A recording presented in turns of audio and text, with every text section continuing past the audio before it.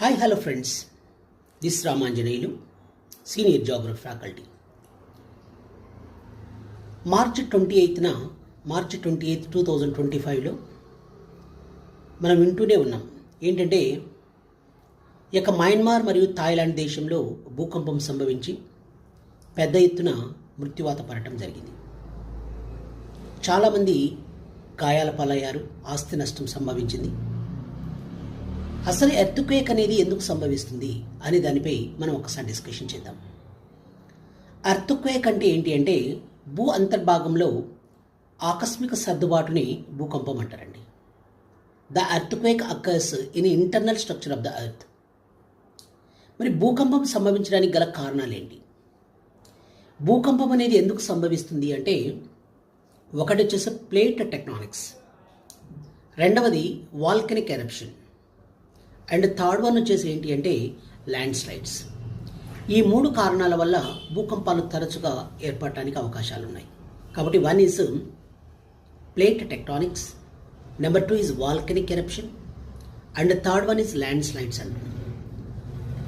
ఒకటి ఎర్త్క్వేక్స్ అంటే plate tectonics అంటున్నాం. దానికి సంబంధించిన ఇన్ఫర్మేషన్ ఒకసారి చెప్తాను చూడండి.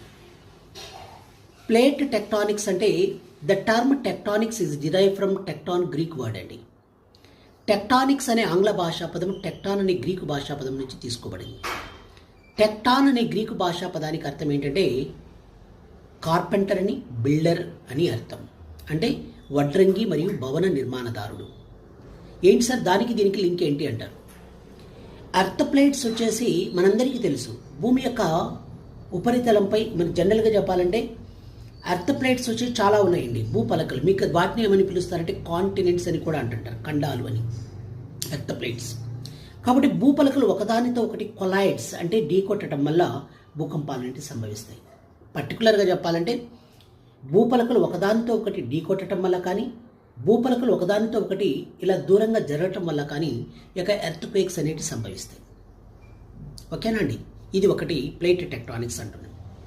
నెంబర్ 2 వచ్చేసి వాల్కనిక్ ఎరప్షన్ అన్నాం. వాల్కనిక్ ఎరప్షన్ అంటే ఏంటంటే అగ్నిపర్వతం అనేది విస్ఫోటనం చెందటం వల్ల, ఉద్భేదనం చెందటం వల్ల భూకంపాలు అనేవి సంభవిస్తాయి. ఎర్త్ క్వేక్స్ అనేవి అక్కడ ఇది. థర్డ్ వన్ వచ్చేసి ల్యాండ్ స్లైడ్స్ అంటే భూసంపాతాలు, భూపాతాలు.